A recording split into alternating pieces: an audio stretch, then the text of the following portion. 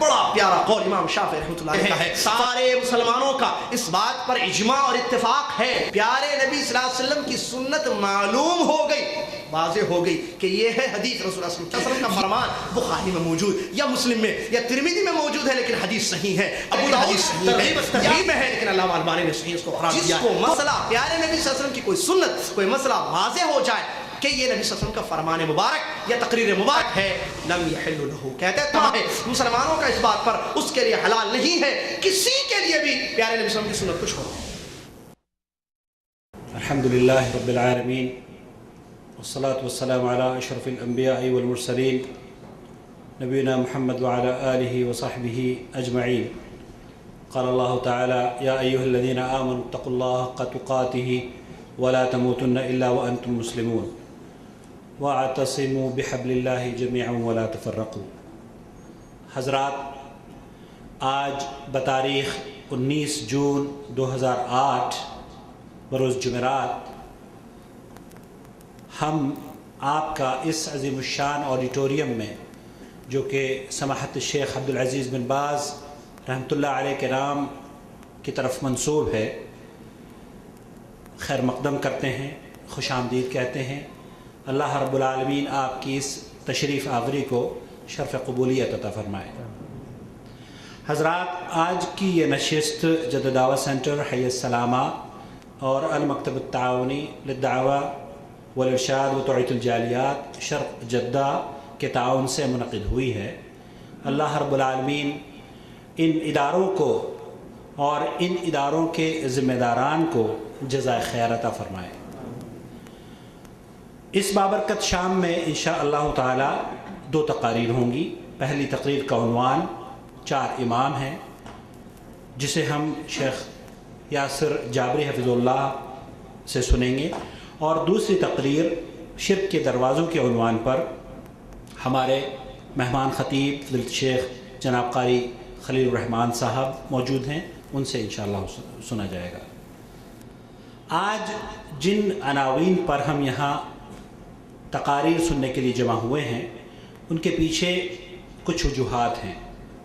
گزشتہ ہفتے اردو نیوز میں ایسے کئی مضامین شائع ہوئے جن میں عوام الناس میں، جن کی وجہ سے عوام الناس میں بے چینی سی پھیل گئی ہے۔ ہم نے الحمدللہ ان مضامین کا تعاقب بھی کیا ہے، اور وہ کل آنے والے کل انشاءاللہ تعالی شاید شائع ہوگا، لیکن اس حساس موضوع کو 4 امام 4 مذاہب یا تقلید واجب ہے، اس حساس موضوع کو ہم یہ چاہ رہے تھے کہ ایک ایسی شخصیت سے اس پر گفتگو کی درخواست کی جائے جس نے اپنی عمر کے 4-5 سال مدینہ یونیورسٹی میں اسی خاص ٹاپک پر صرف کیے ہوں۔ آپ سمجھ گئے ہوں گے میرا اشارہ فضیلت شیخ یاسر جابری کی طرف ہے۔ فضیلت شیخ یاسر جابری نے خاص طور پر ان ائمہ کی جو زندگی ہے ان کے اوپر یا ان کی کاوشوں کے اوپر یا ان کے مذاہب کے اوپر 4 سال اپنی زندگی کے قیمتی الحمدللہ صرف کیے ہیں۔ اللہ رب العالمین شیخ کے عمل اور علم میں مزید اضافہ فرمائے، اور ہم اس سے الحمدللہ شیخ سے یہاں جدہ میں مستفید ہوتے رہتے ہیں۔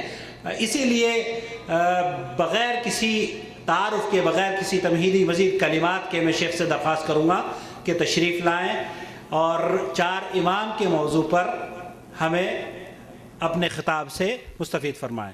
فلیتفضل فضیلت شیخ یاسر جابری۔ الحمدللہ رب العالمین والصلاة والسلام علی رسولہ الامین، اما بعد۔ اعوذ باللہ من الشیطان الرجیم، بسم اللہ الرحمن الرحیم۔ یا ایہا الذین آمنوا اتقوا اللہ حق تقاتہ ولا تموتن الا وانتم مسلمون۔ یا ایہا الناس اتقوا ربکم الذی خلقکم من نفس واحدہ وخلق منها زوجها وبث منهما رجالا كثيرا ونساء واتقوا الله الذي تساءلون به والأرحام إن الله كان عليكم رقيبا يا أيها الذين آمنوا اتقوا الله وقولوا قولا سديدا يصلح لكم أعمالكم ويغفر لكم ذنوبكم ومن يطع الله ورسوله فقد فاز فوزا عظيما. قال الله تبارك وتعالى: اتبعوا ما أنزل إليكم من ربكم ولا تتبعوا من دونه أولياء قليلا ما تذكرون. وقال عز وجل: يا أيها الذين آمنوا لا تقدموا بين يدي الله ورسوله واتقوا الله إن الله سميع عليم. قال الإمام أبو حنيفة رحمه الله تعالى: إذا صح الحديث فهو مذهبي. ذكر هذا القول ابن عابدين في الحاشية. وقال الإمام مالك بن أنس رحمه الله تعالى: إنما أنا بشر أخطي وأصيب فانظروا في رأيي فكل ما وافق الكتاب والسنة فخذوه وكل ما لم يوافق الكتاب والسنة فاتركوه. ذكر هذا القول ابن عبد البر في الجامع. وقال الإمام الشافعي رحمه الله تعالى: أجمع المسلمون على أن من استبان له سنة من رسول الله أو سنة عن رسول الله صلى الله عليه وسلم لم يحل له أن يدعها لقول أحد. ذكر هذا القول الحافظ ابن القيم رحمه الله في أعلام الموقعين. وقال الإمام أحمد بن حنبل رحمه الله تعالى: لا تقلدني ولا تقلدن مالكا ولا الشافعي ولا الأوزاعي ولا الثوري وخذ من حيث أخذوا. ذكر هذا القول ابن القيم رحمه الله في الأعلام. وقال الإمام محمد رحمه الله في كتابه المؤطأ أو مؤطأ: أما أبو حنيفة رحمه الله فكان لا يرى في الاستسقاء صلاة، وأما في قولنا فإن الإمام يصلي بالناس ركعتين ثم يدعو ويحول رداءه، أو كما قال رحمه الله. قابل احترام فضيلة الشیخ مہمان خصوصی فضیلۃ الشیخ قاری خلیل الرحمن حفظہ اللہ، اس کے علاوہ دیگر علماء کرام اور حفاظ اعظام و معزز سامعین، برادران اسلام، اسلامی ماں اور بہنوں اور عزیز بچوں، سب سے پہلے میں اللہ تبارک و تعالیٰ کی تعریف اور اس کی حمد اور اس کی بڑائی بیان کرتا ہوں، جس اللہ تبارک و تعالیٰ نے نہ صرف دنیا میں ہم کو پیدا کیا بلکہ ہماری رشد اور ہدایت کے لیے آسمان سے کتابیں اتاریں اور ہمارے درمیان ہمیں میں سے ایک رسول کو مبعوث کیا۔ سبحان اللہ و بحمدہ سبحان اللہ العظیم۔ اس کے بعد بے پناہ بے حد و حساب درود و سلام ہو پیارے نبی رحمت للعالمین محمد صلی اللہ علیہ وسلم پر، کہ جن کو اللہ تبارک و تعالیٰ نے آخری رسول اور نبی بنا کر، رحمت للعالمین بنا کر، مفسر قرآن بنا کر دین کو مکمل کرنے کے لیے مبعوث فرمایا۔ اللہم صلی علی محمد وعلی آل محمد کما صلیت علی ابراہیم وعلی آل ابراہیم انک حمید مجید۔ اللہم بارک علی محمد وعلی آل محمد کما بارکت علی ابراہیم وعلی آل ابراہیم انک حمید مجید۔ اس مختصر سی اللہ کی تعریف اور نبی علیہ السلام پر درود کے بعد معزز سامعین، جیسا کہ آپ کے سامنے بھائی محمد عاقل نے موضوع کی وضاحت کی، 4 امام الائمۃ الاربعہ، یہ آج کی میری اس تقریر کا موضوع ہے۔ موضوع کا تقاضا تو یہ ہے کہ اس کے لیے کافی زیادہ وقت دیا جائے اور باتوں کو تفصیل کے ساتھ مدلل طریقے سے بتایا جائے، لیکن جیسا کہ آپ جانتے ہیں وقت کیا ہو رہا ہے، اور اصل ہم جو آئے ہیں، بالخصوص میں اپنے بارے میں کہوں کہ میں آیا ہوں مہمان خصوصی فضیلۃ الشیخ قاری خلیل الرحمن، جن کو میں کیسٹوں میں سنتا تھا، آج میں بالمشافہ ان سے سننے کے لیے یہاں پر تشریف لایا ہوں، اور انشاءاللہ اللہ تعالیٰ سے یہ دعا ہے کہ اللہ تعالیٰ ہماری نیتوں کو پاک اور خالص کرے اور اہل علم کے علم سے مستفید ہونے کی ہم کو توفیق عطا فرمائے۔ میں انشاءاللہ وقت کا خیال رکھتے ہوئے اپنے اس موضوع کو سمیٹ کر آپ حضرات کی خدمت میں پیش کرنے کی کوشش کروں گا۔ اللہ سے دعا ہے کہ اللہ تعالیٰ میری اس کوشش کو کامیاب کرے۔ اس کے بعد جو اصل ترین آج کی تقریر ہے وہ شیخ محترم قاری خلیل الرحمن حفظہ اللہ صاحب کی ہے۔ انشاءاللہ ان سے ہم شرک کے دروازے، جو کہ بہت زیادہ اہم ترین موضوع ہے، اس کو ہم تفصیل سے سنیں گے، تو ان کو وقت دینا بہت زیادہ ضروری ہے۔ تو میں کوشش کروں گا کہ مختصر اپنی باتوں کو آپ حضرات کی خدمت میں پیش کروں۔ آپ سے گزارش ہے کہ موضوع بڑا حساس ہے، لہٰذا پوری توجہ دے کر میری تقریر کو آپ سماعت فرمائیں۔ اور جیسا کہ آپ جانتے ہیں، میں کوئی خطیب یا مقرر یا علامہ یا فضیلۃ الشیخ نہیں، ایک طالب علم ہوں۔ یہ بھائی محمد عاقل کی محبت تھی کہ انہوں نے کچھ الفاظ زیادہ کہے میرے بارے میں، وگرنہ میں ایک چھوٹا سا طالب علم ہوں، ابھی دینی درسگاہ سے نکل کر آپ کی خدمت میں آیا ہوں۔ تو جو بھی باتیں ہم نے لی ہیں، کتاب و سنت کی روشنی میں سیکھی ہیں، وہ اس موضوع سے جڑی ہوئی جو باتیں ہیں اس کو آپ کے سامنے میں رکھوں گا۔ برادران اسلام، اللہ تبارک و تعالیٰ نے، اب یہاں سے شروع ہے تقریر، ذرا توجہ سے ایک ایک جملے کو، ایک ایک لفظ کو سنیں۔ میں آسان اردو میں آپ کو اپنی موضوع کو سمجھانے کی کوشش کروں گا، لیکن میری تقریر کو سننے سے پہلے ایک بات کو ذہن میں رکھیں کہ ذہنوں کو خالی کر دیں، ذہنوں کو بالکل خالی کریں، اور آپ کا چھوٹا بھائی انشاءاللہ قرآن و حدیث کی روشنی میں آپ کے سامنے جو بھی باتیں حق صحیح باتیں رکھے گا، آپ اس کو بصر و چشم قبول کر لیں، تعصب عنصریہ کو ترک کر دیں، خالی ذہن لے کر بیٹھیں تاکہ باتیں سمجھ میں آئیں۔ اللہ تبارک و تعالیٰ ہمارا خالق و مالک، اللہ تعالیٰ نے ہمارے لیے ایک دین چنا، اس دین کا نام اسلام ہے۔ اللہ تعالیٰ نے دنیا میں وہ دین اتارا اور ہم کو اس بات کا حکم اس نے دیا کہ ہم اس اسلام کو اپنائیں اور اس اسلام پر ایمان لائیں اور اس کو قبول کریں اور اس کے مطابق زندگی گزاریں۔ قرآن مجید کی بے شمار آیتیں اس موضوع پر دلیل ہیں۔ ان الدین عند اللہ الاسلام، اور بھی اس کے علاوہ دیگر آیتیں جس میں اللہ تبارک و تعالیٰ نے اس حقیقت کو بیان کیا کہ اسلام پر چلنا ضروری ہے، اسلام پر چل کر یا اسلام کے مطابق جو عمل کیا جائے گا وہ اللہ کے یہاں قبول ہوگا۔ اب اس اسلام کو لے کر کون آئے؟ محمد صلی اللہ علیہ وسلم، مکہ میں جن کی ولادت، اس کے بعد ہجرت، پھر مدینہ میں جن کی وفات طیبہ ہوئی صلی اللہ علیہ وسلم۔ پیارے نبی علیہ السلام نے مکی اور مدنی زندگی میں اپنے ان دو دور میں اللہ کا پیغام مکمل پہنچا دیا، جیسا کہ اللہ کا حکم تھا، بلغ ما انزل الیک من ربک فإن لم تفعل فما بلغت رسالتہ، جو اتارا جا رہا ہے اس کو پہنچا دیجیے نبی محمد صلی اللہ علیہ وسلم۔ اگر آپ نے نہیں پہنچایا تو مقصد رسالت کا جو تھا اس کو آپ پورا نہیں کریں گے۔ چنانچہ اللہ کے نبی محمد صلی اللہ علیہ وسلم نے اللہ کا پیغام، اللہ کا دین پہنچا دیا، اور اللہ تعالیٰ نے جو اتارا وہ قرآن بھی ہے، حدیث بھی ہے۔ اللہ نے صرف قرآن نہیں اتارا بلکہ قرآن کے ساتھ حدیث بھی اتاری اللہ نے۔ پیارے نبی علیہ السلام کی صحیح حدیث فرماتے ہیں، الا انی اوتیت القرآن ومثلہ معہ، سنو خبردار، مجھے قرآن اور قرآن کے جیسی چیز دی گئی ہے۔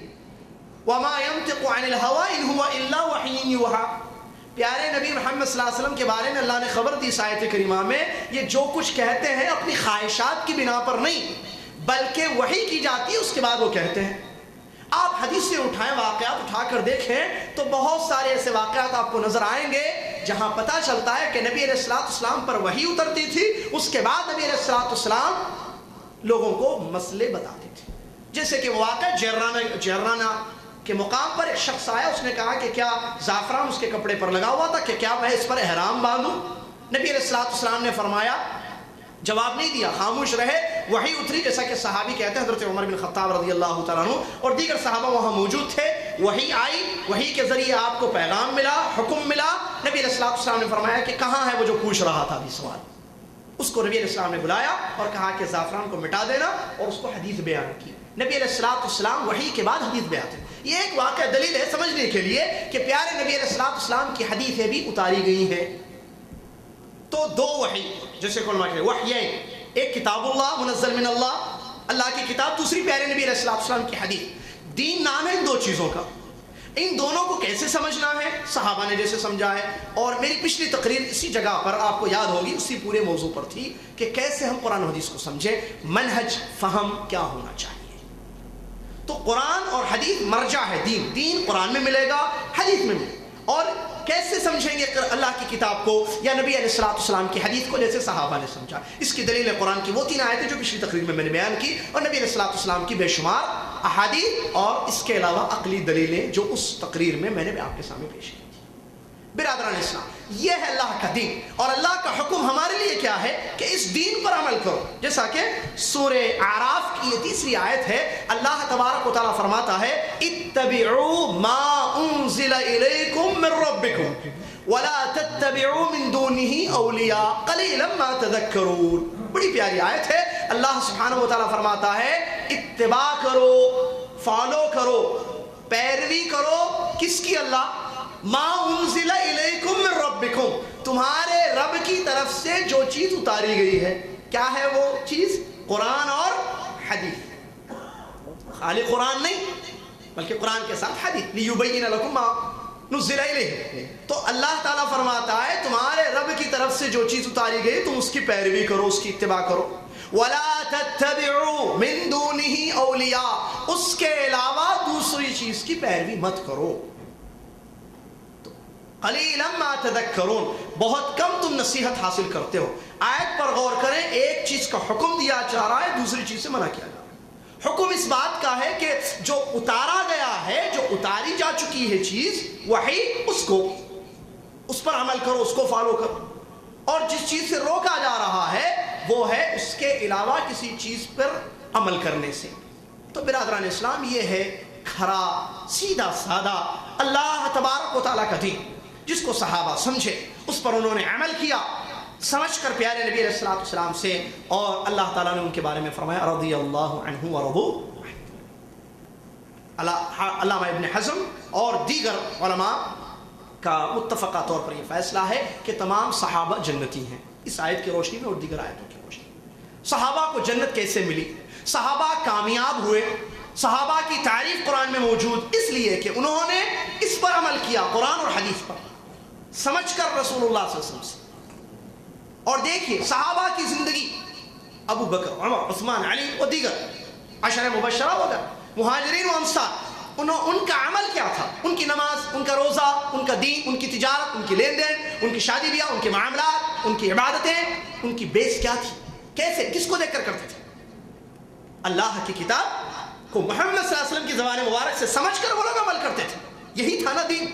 अइम्मा तो बाद में आए हैं ना, आपको मालूम होना चाहिए। नहीं मालूम है तो सबसे पहले ये सीख लीजिए, ये जान लीजिए कि अइम्मा का दौर ताबीन के बाद का दौर है।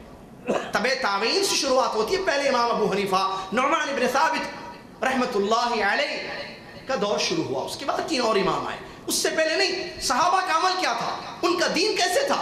वो कामयाब हो गए, नाजी, नजात पा गए। बल्कि मोहम्मद सल्लल्लाहु अलैहि वसल्लम ने अपनी हदीस में इस बात का हमको हुक्म दिया, फ़इन्नहु मन यइश मिनकुम बअदी फसयरा इख्तिलाफन कसीरा फ़अलैकुम बिसुन्नती व सुन्नतिल खुलफाइर राशिदीन अल महदीयीन मिन बअदी तमस्सकू बिहा व अद्दू अलैहा बिन नवाजिद। मुस्लिम शरीफ की हदीस है। नबी अलैहि सल्लम फरमाते हैं मेरे बाद जो आएगा दीन में बड़ा इख्तिलाफ दिखेगा। क्या करना है अल्लाह के नबी मोहम्मद सल्लल्लाहु अलैहि वसल्लम? तुम मेरे तरीके को और मेरे खुलफा, कौन है खुलफा? सहाबा, मेरे सहाबा के तरीके को मजबूती से थामे रखो। अरबी के अल्फाज गौर करें, अलैकुम काफी था समझाने के लिए। नबी अलैहिस्सलाम ने दूसरा लफ्ज़ इस्तेमाल किया तमस्सकू, तीसरा का अद्दू अलैहा बिन नवाजिद, जबड़ों को, जैसे किसी मजबूत चीज को तोड़ने या मजबूत चीज को तोड़ने के लिए इस्तेमाल किया जाता जबड़ों को, नबी अलैहिस्सलाम ने नवाजिद का लफ्ज़ इस्तेमाल किया। 3 अल्फाज, अलैकुम, तमस्सकू, अद्दू, मजबूती के साथ। जब इख्तिलाफ हो तो मजबूती के साथ मेरे और मेरे सहाबा के तरीके पर अमल करना, थामे रखना। उसके बाद और हदीस बयान की कि दीन में हर नया काम बिदअत है और उसका ठिकाना, जैसा कि आप खुतबा से सुनते रहते हैं। तो बिरादर इस्लाम, इस पर वो लोग अमल किया और कामयाब हो गए। कोई निस्बतें नहीं, कोई झगड़ा नहीं, मसला मालूम नहीं होता। जैसे अबू बकर सिद्दीक़ रज़ियल्लाहु ताला अन्हु के पास एक दादी आती है, आकर पूछती है कि मेरे पोते के माल में से, पोतरे के, हमारी उर्दू के हिसाब से पोतरे के, फसी उर्दू पोता, बेटे का बेटा, उसके माल में मुझे दादी को कितना हिस्सा मिलेगा? अबू बकर सिद्दीक़ रज़ियल्लाहु ताला अन्हु को हदीस नहीं मालूम है। जाते हैं, सहाबा की जमात बैठी हुई है, पूछते हैं कि किसी को मालूम है हदीस मसला कि दादी को पोते के माल में कितना हिस्सा मिलेगा? मुगीरा बिन शुअबा, सहाबी का नाम, रज़ियल्लाहु अन्हु, वो हदीस जानते थे मसला। انہوں نے بیان کیا کہ مجھے معلوم ہے پیارے نبی علیہ الصلوۃ والسلام نے اعطاها السدس، چھٹا حصہ دیا ہے، سدس پورے مال کا چھٹا حصہ دادی کو نبی صلی اللہ علیہ وسلم نے دیا ہے. وہ جاتے ہیں مسئلہ بتا دیتے ہیں اس کو. تو ایسا تھا نبی علیہ الصلوۃ والسلام کی حدیثوں پر عمل، اللہ کی کتاب پر عمل، نبی علیہ الصلوۃ والسلام کی حدیثوں پر عمل ان کا تھا. وہ کامیاب ہو گئے، دور ختم ہو گیا. اور اسی دور کے بارے میں نبی علیہ الصلوۃ والسلام کی حدیث ہے خیر القرون قرنی ثم الذین یلونہم ثم الذین یلونہم، سب سے بہترین زمانہ میرا، اس کے بعد کے لوگوں کا، اس کے بعد کے لوگوں کا. پیارے نبی صلی اللہ علیہ وسلم کا دور، قرون ثلاثہ جو اردو میں بھی استعمال ہوتا ہے لفظ، قرن اول نبی صلی اللہ علیہ وسلم کا دور، اس کے بعد صحابہ کا دور، پھر تابعین کا. ان کا عمل کیا تھا؟ تابعین کا عمل کیا تھا؟ تابعین دین کس سے سیکھے؟ صحابہ سے سیکھے. صحابہ سے انہوں نے قرآن کو سمجھا، صحابہ سے انہوں نے حدیثوں کو سمجھا اور عمل کیا. نسبتیں بھی نہیں تھیں یہاں، چیک کیجئے. کوئی تابعی کو لا کر بتائیے مجھے کسی کتاب میں کہ انہوں نے کسی صحابی کی طرف اپنی نسبت کی ہو، نہیں تھی نسبت. بہت باتیں ہیں، جوڑ کر بتانے کی بات ہے، توجہ دیجیے. تو تابعین کا دین، ان کا عمل، ان کی عبادات، ان کی زندگی کیسے گزری ہے؟ صحابہ سے انہوں نے اسلام کو سمجھا، اس پر انہوں نے عمل کیا، کامیاب ہو گئے. سعید ابن مسیب رحمت اللہ علیہ جیسے جلیل القدر تابعین دنیا میں آئے، اللہ سے ڈرنے والے، عبادت کرنے. ان کی نماز کا طریقہ کیا تھا؟ وہ کیسے روزہ رکھتے تھے؟ وہ تجارت کیسے کرتے تھے؟ شادی بیاہ میں ان کا عمل کیا رہا؟ یہ سارے مسائل ایک ہی جواب ہے، صحابہ سے جو دین انہوں نے سیکھا تھا کتاب اور سنت، اس پر ان کا عمل تھا. صحابہ نے کس سے سنا؟ دیکھیے کنیکشن. نبی علیہ الصلوۃ والسلام کو اللہ نے وحی کے ذریعے دیا تھا. تابعین کامیاب ہو گئے. اس کے بعد دور آیا ائمہ کا. سب سے پہلے امام آتے ہیں امام ابو حنیفہ رحمۃ اللہ علیہ. کون ہے یہ؟ نعمان ابن ثابت، جن کا نام، جن کی کنیت ابو حنیفہ رحمۃ اللہ علیہ. سن 80 ہجری میں ان کی پیدائش اور 150 ہجری میں تقریباً حضرت امام ابو حنیفہ رحمۃ اللہ علیہ کی وفات ہوتی. کون ہے یہ امام ہے. عراق میں ان کی پیدائش ہوئی ہے اور انہوں نے قرآن سیکھا، علم سیکھا، تفسیر کا علم، حدیث کا، فقہ کا، مشہور فقیہ ہیں. امام شافعی رحمۃ اللہ علیہ کہتے ہیں ان کے بارے میں الناس عیال علی فقہ ابو حنیفہ او کما قال رحمہ اللہ. کہتے ہیں فقہ کو سمجھنے کے لیے لوگوں کو ضرورت ہے امام ابو حنیفہ رحمۃ اللہ علیہ. مشہور فقیہ، عالم دین اپنے زمانے کے آئے ہیں یہ. انہوں نے حدیثیں لی، جتنی حدیثیں ان کو ملی صحابہ کے ذریعے. وہ صحابہ جو حجاز سے، مکہ مدینہ سے کہاں گئے ہیں؟ عراق گئے، کیونکہ یہ عراق میں رہے ہیں. کون؟ حضرت امام ابو حنیفہ رحمۃ اللہ علیہ. دیکھیے کتنے اللہ والے اور کتنا اللہ کا ڈر ان کے دل میں تھا. انہوں نے عمل کیا. ایک مجتہد امام گزرے ہیں، جیسا کہ شیخ الاسلام. کوئی یہ نہ سمجھے کہ نہیں یہ امام نہیں گزرے ہیں، ان کو ہم نہیں مانیں گے، ان کے بارے میں برا بھلا نہ کہے. شیخ الاسلام ابن تیمیہ سے زیادہ ہم دین نہیں جانتے ہیں. شیخ الاسلام ابن تیمیہ رحمۃ اللہ علیہ کی مشہور کتاب رفع الملام عن ائمۃ الاعلام میں تعریف کی ہے اور ان لوگوں کے بارے میں بتایا ہے جو لوگ انگلی اٹھاتے ہیں ائمہ کے بارے میں یا غلط بیانی کرتے ہیں، ان کی تردید کی ہے شیخ الاسلام ابن تیمیہ رحمۃ اللہ علیہ. اور آج تک سلفی علماء کا یہ حال ہے کہ وہ تردید کرتے ہیں، برا بھلا نہیں کہتے ہیں، بلکہ حقیقت کو لوگوں کے سامنے بیان کرتے ہیں، جیسا کہ آپ کے سامنے بیان کیا جا رہا ہے. امام ابو حنیفہ رحمۃ اللہ علیہ کے پاس جو حدیثیں آتی، وقت کے عالم ہیں، آپ کو معلوم ہے محلے میں حافظ صاحب سے آپ مسئلہ پوچھتے ہیں، محلے میں کوئی مولوی ہو جو طالب علم ہو کسی دینی ادارے کا تو مسئلہ پوچھنا ہے تو کیا کرتے ہیں؟ بیٹا تم مدرسے میں پڑھتے ہو، بتاؤ یہ کیسے کرنا ہے نا؟ تو یہی حال وہاں تھا. عراق کے لوگ جو مسلمان تھے وہ اپنے سب سے زیادہ جاننے والے، اپنے سے زیادہ جاننے والے امام ابو حنیفہ رحمۃ اللہ علیہ کے پاس جاتے، ان سے مسئلہ پوچھتے. امام ابو حنیفہ رحمۃ اللہ علیہ کو جو حدیثیں ملی اس حدیث کی روشنی میں وہ فتویٰ دیتے تھے. جو حدیثیں امام ابو حنیفہ رحمۃ اللہ تک نہیں پہنچی وہ وہاں اجتہاد کرتے تھے. سوال، کیا ایسے ہو سکتا ہے کہ امام ابو حنیفہ رحمۃ اللہ علیہ تک کوئی حدیث نہ پہنچی ہو؟ بالکل. میں شروع میں اشارہ کر دیا، مسئلہ سمجھنا. ابو بکر صدیق رضی اللہ تعالیٰ عنہ کو ساری حدیثیں نہیں معلوم تھی. مسئلے کو سمجھیں. حضرت عمر کو ساری حدیثیں نہیں معلوم تھی. ابو بکر کی ابھی مثال دی میں نے، ایک دادی اپنا حصہ مانگنے کے لیے آئی، ابو بکر رضی اللہ عنہ کو حدیث نہیں معلوم، لیکن دوسرے صحابی کو معلوم ہے. کون ہے وہ؟ مغیرہ بن شعبہ رضی اللہ عنہ. انہوں نے مسئلہ بتایا، انہوں نے جواب دے دیا. عمر بن خطاب کے بارے میں پڑھ کر دیکھیے سیرت. کہتے ہیں میں اور میرے انصاری ساتھی ہم دونوں نے یہ طے کیا تھا کہ ایک دن میں چاہوں گا نبی صلی اللہ علیہ وسلم سے حدیثیں سنوں گا اور دوسرے دن میں اپنے کاروباری مسائل میں الجھ جاؤں گا، میں کاروبار میں اپنے جو تجارتی مسائل ہیں اس میں لگ جاؤں گا. اے میرے انصاری ساتھی تم جانا اور دین سیکھنا. نبی علیہ السلام سے حدیث لینا. تم 2 حدیثیں لوگے جو سیکھو گے وہ مجھے بتانا اور میں جو سیکھوں وہ تم کو بتاؤں گا. ایسے ہم باری باری کر لیتے ہیں. عمر ابن خطاب رضی اللہ عنہ کے بارے میں مشہور ہے. آپ حدیث کی کتابیں اٹھا کر دیکھیے سب سے زیادہ نام کس صحابی کا آپ کو ملتا ہے؟ جی ابو ہریرہ عن ابی ہریرہ عن ابی ہریرہ قال ابو ہریرہ عن ابی ہریرہ. کیوں؟ اس لیے کہ وہ نبی صلی اللہ علیہ وسلم کے ساتھ زیادہ وقت رہتے تھے، چنانچہ ان سے سب سے زیادہ حدیث روایت ہے. لیکن ایسا نہیں ہوا پیارے نبی صلی اللہ علیہ وسلم کی دور نبوت میں کہ آپ نے کوئی حدیث بیان کی ہو اور کسی صحابی نے نہ سنی ہو. ایسا نہیں ہوا. کوئی نہ کوئی صحابی ضرور پڑھ. تو صحابہ کے پاس علم تھا، لیکن ایسا نہیں کہ ایک ابو بکر صدیق کے پاس ساری حدیثیں معلوم ہو، کوئی ایک حدیث بھی چھوٹ گئی ہو ان سے. ایسا نہیں. ایسے ہوا ہے جیسے ابھی واقعہ میں نے بیان کیا. عمر بن خطاب کے بارے میں مشہور ہے کہ ایک آدمی آتا ہے ان کے پاس سلام کرتا ہے. وہ اپنے گھر میں مشغول تھے، سلام کرتا ہے، جواب نہیں ملتا ہے، آنے کی اجازت نہیں ملتی ہے. دوبارہ اس نے سلام کیا، پھر بھی اجازت نہیں ملی. تیسری مرتبہ اس نے سلام کیا اور جب اجازت نہیں ملی تو وہاں سے جانے لگا. عمر بن خطاب دوڑ کر واپس آئے، کہہ رہے کیوں جا رہے ہو تم؟ تو اس نے فوراً حدیث پیش کر دی. کہا کہ میں نے پیارے نبی صلی اللہ علیہ وسلم سے یہ سنا ہے کسی کے گھر پہ جاؤ 3 مرتبہ سلام کرو، اجازت لو، اجازت ملے تو اندر داخل ہو جانا ورنہ واپس آئے. کہا کہ یہ کہاں سنی تم نے حدیث، بتاؤ مجھے. عمر کو نہیں معلوم ہے، ابھی اس وقت تک نہیں معلوم ہے عمر بن خطاب. کہا کہ یہ تو مدینہ کا بچہ بھی جانتا ہے حدیث. اس کے بعد وہ گئے، تحقیق کی اور اپنے بھائی کو یہ کہہ کر چھوڑا کہ میں نے تم کو جھوٹا نہیں سمجھا. لوگ احتیاط کریں نبی صلی اللہ علیہ وسلم کی حدیث بیان کرنے میں. ایسے نہیں کہ منہ کھول کر بول دے حدیث میں ایسا ہے رسول صلی اللہ علیہ وسلم نے فرما دیا. نہیں، چیک کرے تھے واقعی پتا ہو تو بولے ورنہ نہیں بولے. کیونکہ نبی صلی اللہ علیہ وسلم کی وعید ہے من کذب علی متعمدا فلیتبوأ مقعده من النار.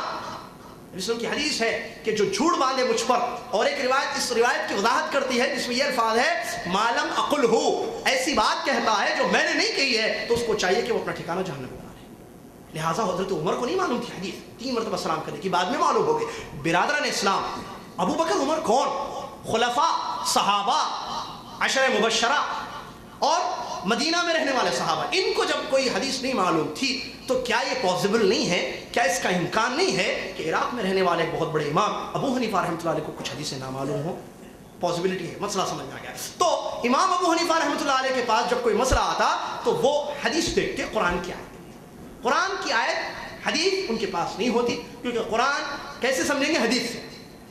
حدیث کے بغیر قرآن نہیں سمجھ سکتے. تو حدیث نہیں معلوم ہوتی تو وہ اجتہاد کرتے، اجتہاد کی کوشش کرتے. عام اسلامی مزاج کیا ہے؟ عام آیتوں اور عام وہ حدیثیں جو ان تک پہنچی تھی اس کی روشنی میں وہ اپنے اجتہاد کی بیس پر فتویٰ دیتے. اور غور سے سنیے اس مسئلے کو، اہل علم جانتے اچھی طریقے سے لاجتہاد مع النص، نص کی روشنی میں اجتہاد نہیں ہوگا. یعنی جو مجتہد اجتہاد کر کے مسئلے کا جواب دیتے ہیں یہ کب دیں گے؟ جب ان کے پاس حدیث نہ پہنچی ہو.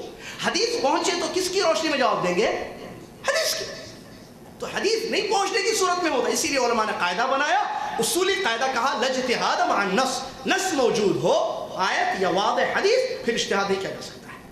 اب نص موجود نہیں ہے، امام ابو حنیفہ رحمۃ اللہ اجتہاد کرتے اور اپنے اجتہاد کی بیس پر فتویٰ دیتے تھے. دیکھو میں یہ اجتہاد کر رہا ہوں. مثال کے طور پر نبی علیہ الصلوۃ والسلام نے رفع الیدین کے سلسلے میں جو احادیث اجتہاد کیا، حدیثیں نہیں پہنچی ہیں، بتا رہا ہوں میں آپ کو دلائل کے روشنی.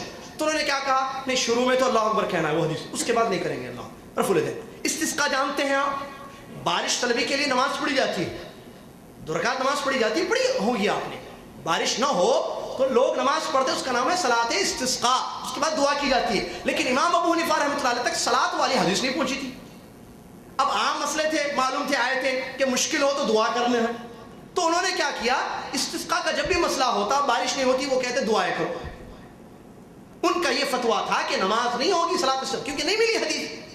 فتویٰ کیا دیا انہوں نے؟ دعائیں کرو. مشکل ہے، بارش نہیں ہو رہی نا، اللہ سے مانگو.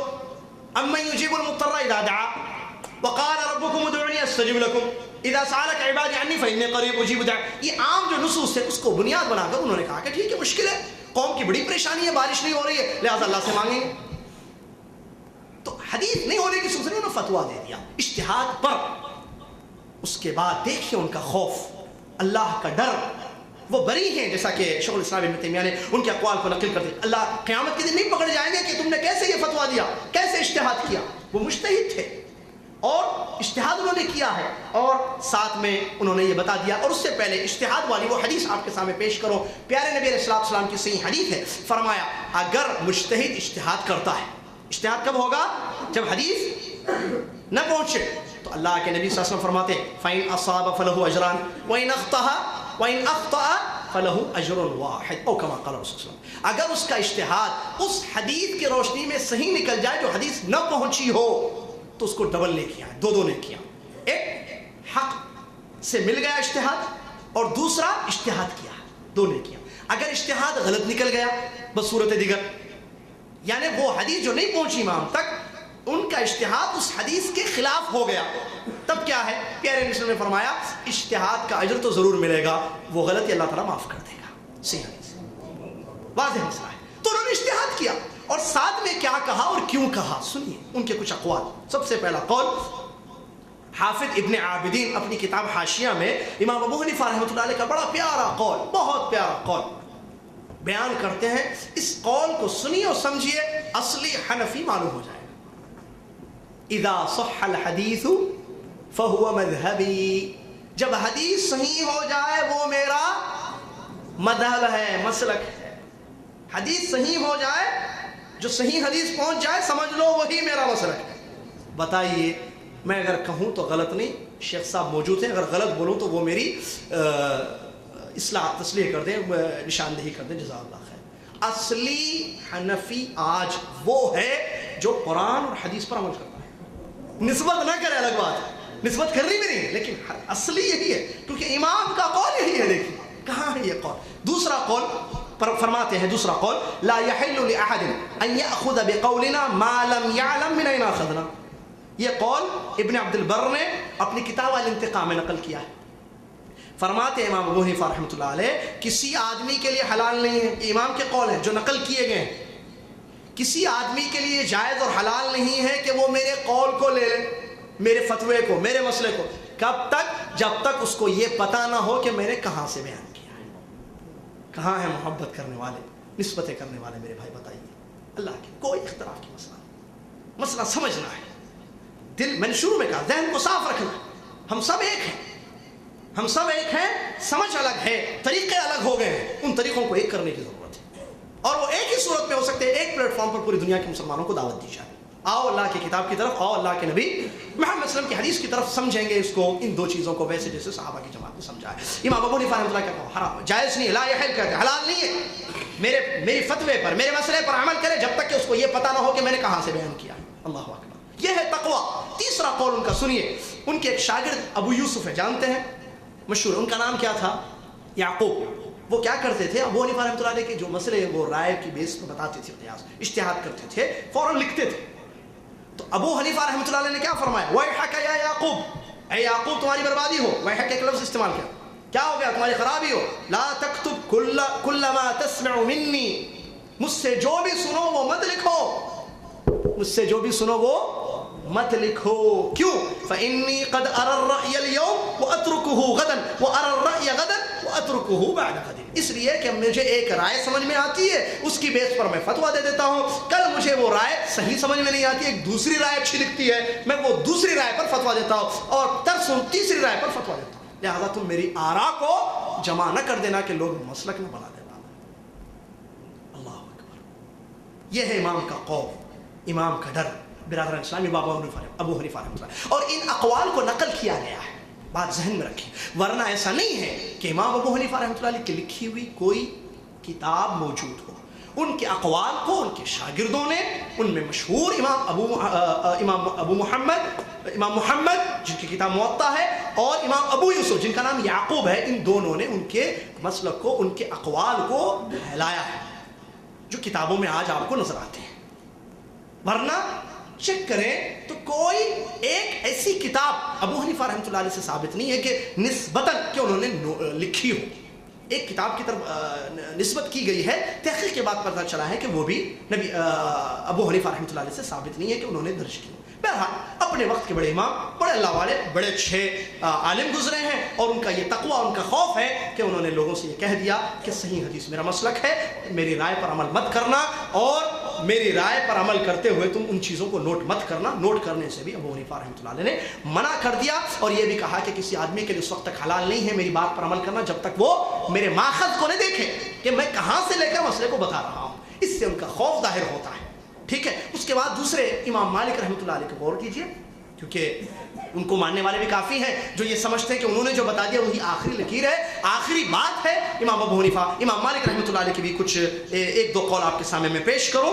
امام مالک رحمۃ اللہ علیہ کا بڑا پیارا قول ہے, کہتے ہیں انما انا بشر اختی و اصیب. سنو, بے شک میں ایک بشر ہوں, ایک انسان ہوں, میں غلطی بھی کرتا ہوں, میں صحیح بات بھی بتاتا ہوں. لہٰذا فانظروا فی رأیی, میری رائے پر غور کرو. میری رائے, میرا فتویٰ, میرا مسئلہ اگر کتاب و سنت سے مل جائے, موافقت کرے, تو ایسی صورت میں میری بات پر عمل کرنا, کیونکہ تو اصل عمل قرآن و حدیث پر ہو رہا ہے وہ. اور اگر میری بات کتاب و سنت کے خلاف ہو جائے تو ایسی صورت میں میری بات کو فترکوہ, چھوڑ دینا. اس قول کو بھی اپنی کتاب الجامع میں ابن عبد البر رحمۃ اللہ علیہ جو مشہور عالم گزرے ہیں, فقیہ گزرے, انہوں نے اس قول کو نقل کیا. ایک دوسرا قول انہی کا ایک اسی کتاب میں موجود ہے, وہ قول امام مالک رحمۃ اللہ علیہ کا یہ ہے, لیس لأحد بعد النبی صلی اللہ علیہ وسلم الا ویؤخذ من قوله ویترک الا النبی صلی اللہ علیہ وسلم. وفی روایہ واشار الی قبر نبی صلی اللہ علیہ وسلم. فرماتے ہیں پیارے نبی صلی اللہ علیہ وسلم کے بعد, اقوال کو غور کیجئے, جملوں کو, پیارے نبی صلی اللہ علیہ وسلم کے بعد دنیا میں ہر شخص کی بات کو قبول بھی کیا جائے گا اور چھوڑا بھی جائے گا سوائے محمد صلی اللہ علیہ وسلم. ان کی بات کو لینا تو واجب, چھوڑنا جائز نہیں. کیوں؟ اس لیے کہ یہ رب العالمین کا حکم ہے کہ رحمت للعالمین کی بات کو چھوڑا نہیں جائے گا. ما آتاکم الرسول فخذوه وما نهاكم عنه فانتهوا فلا وربك لا يؤمنون حتى يحكموك فيما شجر بينهم ثم لا يجدوا في انفسهم حرجا مما قضيت ويسلموا تسليما. بہرحال یہ امام مالک رحمۃ اللہ علیہ کا قول ہے. امام شافعی رحمۃ اللہ علیہ اس کے بعد آتے ہیں. امام شافعی رحمۃ اللہ علیہ کا بھی بڑا پیارا قول ہے جس کو حافظ ابن قیم رحمۃ اللہ علیہ نے اپنی کتاب, مشہور کتاب اعلام الموقعین میں, اعلام الموقعین الرب العالمین, بڑی پیاری کتاب ہے.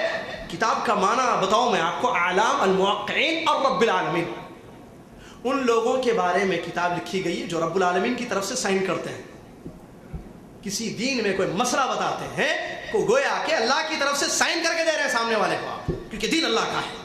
یہاں کتنا ڈرنا چاہیے اللہ سے. مسائل بتاتے وقت لوگوں کو حدیثیں بتاتے ہوئے, لوگوں کو فتویٰ دیتے وقت کتنا اللہ سے ڈرنا ہے, ضرورت ہے اس بات سے. تعجب کیا میں نے جب شروع میں اس کتاب کے معنی کو دیکھا. موقع, توقیع کہتے ہیں سائن کو. ابن قیم رحمۃ اللہ علیہ کیا کتاب کا نام لکھے ہیں, موقعین الرب العالمین, رب العالمین کی طرف سے سائن کرنے والے. کیونکہ رب کا دین ہے نا, یہ ہمارا نہیں ہے. رب نے کہا ہے تو کہیے, رب نے نہیں کہا ہے, محمد صلی اللہ علیہ وسلم نے نہیں بیان کیا, تو آپ میں کون.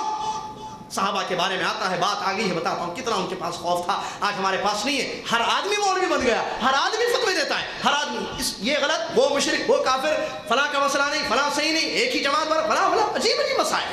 صحابہ دو کھڑے ہوتے, ایک آدمی سوال کرنے کے لیے آتا, ایک صحابی سے سوال کرتا, صحابی خاموش رہتے. تمنا یہ ہوتی, خواہش کہ میرے پڑوس صحابی جو ہے, میرے پڑوس میں جو کھڑے ہوئے, ابھی میرے بازو جو کھڑے ہوئے ہیں, وہ صحابی جواب دے دے. اللہ اکبر. کیوں؟ کیونکہ اللہ کے پاس پوچھا جائے. اور عبداللہ بن عمر رضی اللہ عنہ کے بارے میں آتا ہے, کسی نے آ کر ان سے مسئلہ بیان کیا, مسئلہ پوچھا کہ اے ابن عمر, اس مسئلے کے بارے میں آپ کیا حکم دیتے ہیں, کیا فتویٰ ہے آپ کا. سر کو جھکا لیا. صحابہ نے یہ سمجھا, وہاں جو کھڑے ہوئے تھے تابعین تقریباً, انہوں نے سمجھا شاید ابن عمر نے نہیں سنا ہے مسئلہ. کہا کہ اے ابن عمر, عبداللہ بن عمر رضی اللہ عنہ, اس کا مسئلہ یہ ہے, سنا ہے یا نہیں سنا ہے آپ نے. جواب نہیں دے رہے, سوچ کر جواب دے. کہا کہ تم کیا سمجھتے ہو کہ اللہ تعالیٰ ہمارے جواب پر سوال نہیں کرے گا. اللہ اکبر. ہمارے جواب پر سوال نہیں کرے گا, سوچنے دو. اگر مسئلہ معلوم ہوگا, حدیث یاد ہوگی تو بتا دیں گے, ورنہ کہیں گے لا ندری یا واللہ اعلم, اللہ بہتر جانتا ہے. یہ ہے تقوی کا. بہرحال امام شافعی رحمۃ اللہ علیہ کا قول میں بتا رہا تھا آپ کے سامنے. برادران اسلام کہتے ہیں اجمع المسلمون علی ان من استبان له سنة عن رسول اللہ صلی اللہ علیہ وسلم فلا لم يحل له ان يدعها لقول احد. بڑا پیارا قول امام شافعی رحمۃ اللہ علیہ کا ہے. فرماتے ہیں سارے مسلمانوں کا اس بات پر اجماع اور اتفاق ہے کہ جس کو پیارے نبی صلی اللہ علیہ وسلم کی سنت معلوم ہو گئی, واضح ہو گئی کہ یہ ہے حدیث رسول اللہ صلی اللہ علیہ وسلم کی, یہ ہے نبی صلی اللہ علیہ وسلم کا فرمان, بخاری میں موجود یا مسلم میں یا ترمذی میں موجود ہے لیکن حدیث صحیح ہے, ابو داؤد میں ہے لیکن حدیث صحیح ہے, یا ترغیب الترہیب میں ہے لیکن علامہ البانی نے صحیح اس کو قرار دیا ہے. تو جس کو مسئلہ پیارے نبی صلی اللہ علیہ وسلم کی کوئی سنت, کوئی مسئلہ واضح ہو جائے, کہ یہ نبی صلی اللہ علیہ وسلم کا فرمان مبارک یا تقریر مبارک یا عمل مبارک ہے، لم یحل لہ، کہتے ہیں تمام علماء کا اجماع ہے، مسلمانوں کا اس بات پر، اس کے لیے حلال نہیں ہے کسی کے لیے بھی پیارے نبی صلی اللہ علیہ وسلم کی سنت کو چھوڑ دے، کائن مکان، کوئی بھی ہو آدمی، بڑا سا بڑا آدمی، بڑے سے بڑا قریب، بڑا سا بڑا اللہ والا آدمی، پیارے نبی صلی اللہ علیہ وسلم کی سنت کو چھوڑنا اس کے لیے جائز اور حلال نہیں ہے، اس پر اجماع ہے۔ اس قول کو بھی علامہ ابن قیم رحمۃ اللہ نے اپنی اسی کتاب میں نقل کیا ہے۔ اس کے بعد ایک دوسرا قول امام شافعی رحمۃ اللہ کا فرماتے ہیں اذا وجدتم فی کتابی خلاف سنت رسول اللہ صلی اللہ علیہ وسلم فقولوا بسنت رسول اللہ صلی اللہ علیہ وسلم ودعوا ما قلت۔ ذکر هذا القول الامام النووي رحمہ اللہ فی کتاب المجموع، امام نووی رحمۃ اللہ کی مشہور کتاب ہے المجموع، اس میں اس قول کو نقل کرتے ہیں کہ امام شافعی رحمۃ اللہ نے فرمایا جب تم میری کتاب میں، ان کی کتاب ہے کتاب الام المسند الشافعی کتابیں، تو کہتے ہیں اگر میری کتاب میں نبی صلی اللہ علیہ وسلم کی سنت کے خلاف کوئی میرا قول دیکھو تو کیا کرو؟ کہا کہ میرے قول کو چھوڑ دینا، محمد صلی اللہ علیہ وسلم کے قول کو پیش کرنا، اسی پر عمل کرنا۔ یہ ہے امام شافعی رحمۃ اللہ علیہ کا قول۔ اور اسی طریقے سے ابن عساکر ابو نعیم نے امام شافعی کے ایک تیسرے قول کو نقل کیا ہے جس میں انہوں نے یہ فرمایا کل ما قلت فکان عن النبی صلی اللہ علیہ وسلم خلاف قولی مما یصح فحدیث النبی صلی اللہ علیہ وسلم اولا فلا تقلدونی۔ امام شافعی رحمۃ اللہ علیہ میں کوئی بھی قول بتاؤں، میں کوئی بھی فتویٰ دوں، تم دیکھو پیارے نبی صلی اللہ علیہ وسلم کی حدیث کیا ہے، اگر نبی صلی اللہ علیہ وسلم کی حدیث میرے قول کے خلاف ہے تو نبی صلی اللہ علیہ وسلم کی حدیث اولا ہے، زیادہ بہتر ہے، یہ واجب ہے کہ ان کی بات کو لیا جائے اور میری بات کو چھوڑ دیا جائے، اور میری تقلید مت کرنا، کہتے ہیں میری تقلید مت کرنا۔ امام احمد ابن حنبل رحمۃ اللہ علیہ مشہور امام ہے، المسند ان کی بہت مشہور ہے جس میں 40,000 حدیثیں انہوں نے جمع کی ہیں، جس میں صحیح اور ضعیف دونوں قسم کی حدیث صحیح حدیث مبارکہ ہیں۔ فرماتے ہیں امام احمد ابن حنبل رحمۃ اللہ علیہ لا تقلدنی ولا تقلدن مالکا ولا الشافعی ولا العزائی ولا الثوری وخذ من حیث اخذ۔ ابن القیم نے اپنی اسی کتاب اعلام الموقعین میں اس قول کو نقل کیا جس میں فرماتے ہیں امام احمد بن حنبل امام اہل السنہ رحمۃ اللہ علیہ کہ تم میری تقلید بھی مت کرنا اور نہ امام مالک کی کرنا اور نہ شافعی کی نہ اوزاعی کی۔ اوزاعی کون ہے؟ ہم کو چار ہی معلوم ہے، لوگ سمجھتے چار ہی امام ہیں، امام بہت گزرے ہیں۔ ایک مسئلہ بتا دوں باتوں کے دوران کہ لوگ کہتے ہیں چاروں امام ہی گزرے ہیں، اور کس نے کہا؟ آپ کا اپنا علم ہے کہ چار گزرے ہیں، پڑھو تو پتا چلے 40 گزرے ہیں، 45 گزرے ہیں، 50 بھی ہیں، 70 بھی ہیں، امام چیک کرو تو بہت گزرے ہیں۔ عبداللہ بن مبارک کو کوئی جانتے ہیں رحمۃ اللہ علیہ، وقت کے بہت بڑے، سفیان بن عیینہ محدث، امام بخاری کے استاد سفیان الثوری رحمۃ اللہ علیہ، اور امام اوزاعی رحمۃ اللہ علیہ، اور امام ثوری رحمۃ اللہ علیہ، علماء ائمہ گزرے ہیں۔ پھر کیا بات ہے کہ دنیا نہیں جانتی ہے؟ اس کا جواب یہ ہے کہ ان چاروں جو امام مشہور ہیں دنیا میں یا ان کو ماننے والے آپ کو نظر آتے ہیں، ان کے شاگردوں نے ان کے مسلکوں کو پھیلایا ہے۔ پھر سب سے زیادہ حنفی مسلک جو دنیا میں زیادہ پھیلا اس کی دور عثمانی میں اس نے اس کو لازم کر دیا تھا کہ میرے دور حکومت میں جہاں جہاں میری بادشاہت ہے فتویٰ جو دیا جائے گا فقہ حنفی کی روشنی میں دیا جائے گا۔ وہ وجہ ہے کہ اس سے وہ پھیل گئی چیز۔ چلیے تو کہتے ہیں امام اوزاعی کی بھی تقلید مت کرنا اور نہ ہی امام ثوری سفیان الثوری رحمۃ اللہ علیہ کی تقلید مت کرنا۔ پھر کیا کرنا؟ وہ خود من حیث اخذوا، جہاں سے انہوں نے لیا ہے دین تم بھی وہیں سے لینا۔ کہاں سے لیا انہوں نے؟ کتاب اور سنت، قرآن اور حدیث سے لیا ہے تو تم بھی وہیں سے لینا۔ اس قول کو ابن قیم رحمۃ اللہ نے نقل کیا۔ یہ چار ائمہ کے تقریباً دو یا تین قول یا ایک قول امام احمد کا میں نے آپ کے سامنے بیان کیا ہے، ٹھیک ہے؟ کیا انہوں نے تقلید کا حکم دیا؟ نہیں۔ تقلید کس کو کہتے ہیں؟ لوگ عجیب مسئلہ، تقلید کہتے ہیں کسی کی بات کو بغیر دلیل کے ماننا، اخذ قول احد بغیر ان ينظر في دلیلہ۔ قاموس اٹھا کر دیکھیں، ڈکشنری اٹھا کر دیکھیں تقلید کا معنی کیا ہے۔ تقلید کا معنی کسی کی بات کو بغیر دلیل دیکھے لینا۔ کیا یہ صحیح ہے؟ کیا اس کا حکم اللہ نے دیا ہے؟ نہیں۔ لوگ دلیل لیتے ہیں قرآن کی اس آیت سے جس میں اللہ نے فرمایا فاسألوا اہل الذکر ان کنتم لا تعلمون، اگر تم کو معلوم نہ ہو تو اہل علم سے سوال کرو۔ سوال تقلید ایک چیز ہے، سوال آپ جانتے ہیں، آپ علماء سے سوال کرتے ہیں، پوچھتے ہیں، مسئلہ نہ معلوم ہو بھئی کیا جواب ہے اس میں، یہ ہے۔ اور وہ کہ بغیر دلیل کی کسی بات کو مان لینا، اپنی جگہ تفصیل ہے۔ ایک عامی کے لیے اس بات کی اجازت حکم دیا گیا ہے کہ وہ جانتا ہے کسی عالم کو جو معتبر ہو، کتاب و سنت کا علم رکھتا ہے، تو اس سے وہ مسئلہ پوچھے۔ اگر کسی کی عالم کی بات سن کر ایک عام آدمی عمل کر رہا ہے لیکن ایک دوسرے عالم دلیل سے اس کو بتاتے تھے کہ یہ بات غلط ہے، تو وہ عام آدمی کیا کرے گا؟ واجب ہے اس پر کہ پہلی بات کو چھوڑ دے اور دلیل کی روشنی میں جو بات آئی ہے سامنے اس پر عمل کرے، تو مسئلہ تقلید ہوتی ہے۔ یہی تو چکڑا ہے جس میں باندھ دیا گیا ہے لوگ۔ اب ایک بات آپ کو بتاؤں، لوگ ایک مشہور بات ہے، کیونکہ یہ عوام کی یا پریکٹیکل ایک بڑا مشہور موضوع ہے، میں نے کہا نا ایک بڑا وسیع موضوع ہے جس پر اہل علم نے بہت کچھ لکھا ہے، بہت کچھ بیان کیا ہے، میں تو چھوٹا سا طالب علم کے ساتھ، اور یہ بہت بڑا ہمارا حساس موضوع ہے آج کا۔ لوگ کہتے ہیں دین چاروں میں سے کسی ایک چیز میں، دین چاروں میں سے کسی ایک ہی مسلک میں، اور چاروں صحیح ہیں، چاروں طریقے نبی صلی اللہ علیہ وسلم کے طریقے ہیں۔ عوام کی بات، عوام کی اردو میں جو کہتے ہیں، تو آپ کسی ایک کو پکڑیے سیدھے جنت میں جائیں گے۔ بھائی نے میرے بارے میں ذکر کیا، میں نے جامعہ اسلامیہ میں کلیۃ الشریعہ میں تعلیم حاصل کی، تو اس میں فقہ مقارن ہم پڑھتے تھے۔ ایسا نہیں ہے میرے بھائی، غور سے سنیے اس بات کو، کہ پورا دین ان کے پاس بھی ہے، ان کے پاس بھی ہے، ان کے پاس بھی ہے، ان کے پاس بھی ہے۔ امام مالک رحمۃ اللہ علیہ کی فقہ میں، امام شافعی، امام احمد بن حنبل، امام ابو حنیفہ، نہیں ہے ایسا، چیک کیجیے، تحقیق کیجیے۔ ابھی ایک مثال ابو حنیفہ رحمۃ اللہ علیہ کے شاگردوں کی میں دینے جا رہا ہوں آپ کے سامنے، ایسا نہیں ہے، لیکن یہ ضرور ہے کہ بہت سارے مسائل آپ کو یا تو ان کے پاس نہ ملے تو ان کے پاس ملے گا۔ اگر آپ چیک کریں کسی مسئلے میں قول، تو ایک امام کا قول اس مسئلے میں حدیث کے خلاف نظر آئے گا، امام شافعی کا قول صحیح۔ عام طور پر جیسا کہ ہم نے تحقیق کی ہے اور تحقیق کر کے جوابات دیے ہیں اختبارات میں، امام احمد بن حنبل، امام شافعی کے اکثر اقوال حدیثوں کی روشنی میں صحیح ہیں۔ جی پڑھنے کے بعد کا مسئلہ بتاؤ، اکثر آپ چیک کریں، ان کا ایک قول، ان کا ایک قول، حدیث کے مطابق صحیح، حدیث کی روشنی میں کس کا قول صحیح ہے؟ امام احمد بن حنبل، امام شافعی رحمۃ اللہ علیہ کا۔ بعد میں امام احمد بن حنبل آئے ہیں، حدیثوں کی بڑی تحقیق ہو گئی، حدیثیں بڑی پھیل گئی ہیں، اور الحمدللہ ان کو ایک اچھا مجمع امام احمد بن حنبل کو ملا ہے، جس کی وجہ سے آپ دیکھیں ان کے اکثر مسائل حدیثوں کے مطابق صحیح، چاہے وہ نماز کا لے لیں، معاملات کا لے لیں، تجارت کا لے لیں، دین کے زندگی کے کسی بھی کوشش سے معاملات کو لے کے مسئلہ ان کا قول دیکھیے، نبی علیہ السلام کی صحیح حدیث کو دیکھیے۔ یہ جو کہا جا رہا ہے نہیں چاروں صحیح ہیں، چاروں طریقے پر حق ہیں، چاروں طریقے صحیح ہے، چاروں میں سے کسی ایک کو پکڑو جنت ملے گی، نجات ملے گی، کس نے کہا؟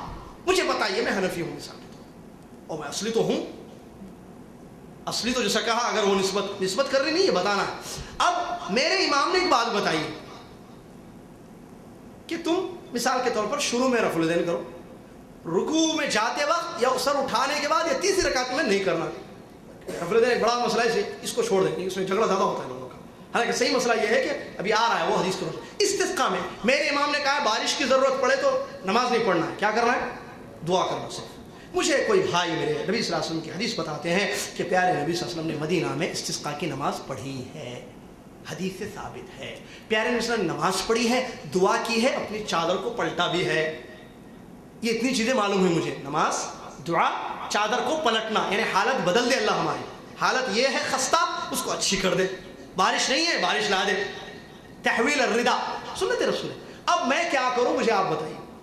میرے امام نے کہا ہے صحیح حدیث میرا مسلک ہے، اگر میں حدیث پر عمل کرتا ہوں تو امام کے خلاف بھی نہیں جا رہا ہوں، اگر میں حدیث کو چھوڑتا ہوں، امام کی بات کو لیتا ہوں، تو ایسی صورت میں یہ سمجھ کر کہ ہو سکتا ہے ایک دوسری حدیث بھی ہوں گی جو میرے امام، یہ ہو سکتا ہے دین نہیں ہے یا نہیں ہے، شک نہیں ہے۔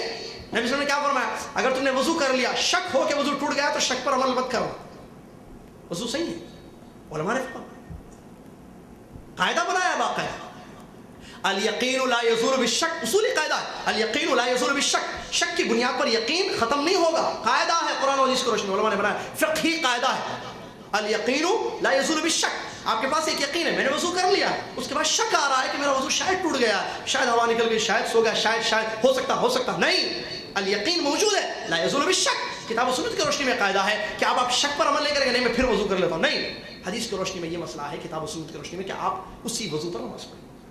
تو یہ ہو سکتا ہے میرے امام کے پاس حدیث دوسری پہنچی نہیں، میرے بھائی امام کا نہیں ہے مسئلہ، اب تمہارے پاس حدیث ہے، تم یا تو حدیث کو لو یا تو امام کی بات کو لو، ایسے نہیں ہو سکتا ہے کہ دونوں پر عمل ہو۔ حدیث پر عمل کریں گے تو امام کی بات بھی نہیں جائے گی، اور اللہ تعالیٰ قیامت کے دن یہی پوچھنے والا ہے، ناظرین۔ اور مجھے بتائیے، اگر کوئی شخص اتنے دین کو مان لے، اتنی دین پر عمل کرے جتنے دین پر صحابہ نے، تابعین نے عمل کیا، کیا وہ نجات پائے گا یا نہیں پائے گا؟ کافی ہے نا۔ اگر میں یہ کہوں کہ میں صحابہ کو پڑھتا ہوں، میں صحابہ کی زندگیوں کو دیکھوں گا، میں ابو بکر کی نماز پڑھوں گا رضی اللہ عنہ، ذرا یہ پوچھیے نا علماء سے تحقیق کی، کتنا اچھا لگے گا۔ ابو بکر کے بارے میں کوئی کچھ بولے گا، اہل السنہ والجماعہ میں سے کوئی کچھ نہیں بولے گا، کہے گا دیکھیے مولانا جی، حافظ جی، فلاں جی، علامہ صاحب، میں کام کرتا ہوں، ابو بکر صدیق رضی اللہ عنہ کی نماز مجھے بتا دیجیے، میں اتنی نماز پڑھ لوں گا، یہ جھگڑوں میں نہیں جاؤں گا۔ پوچھ لیں، ابو بکر صدیق رضی اللہ تعالیٰ عنہ جو افضل ہے صحابہ میں، نبی علیہ السلام نے زبان مبارک سے جن کو خوشخبری دی، افضل ہے، اللہ نے قرآن میں صاحب ہی کہا، تعریف کی اللہ نے، وَلَا يَأْتَلِ أُولُو الْفَضْلِ مِنْكُمْ، اولو الفضل کہا اللہ نے.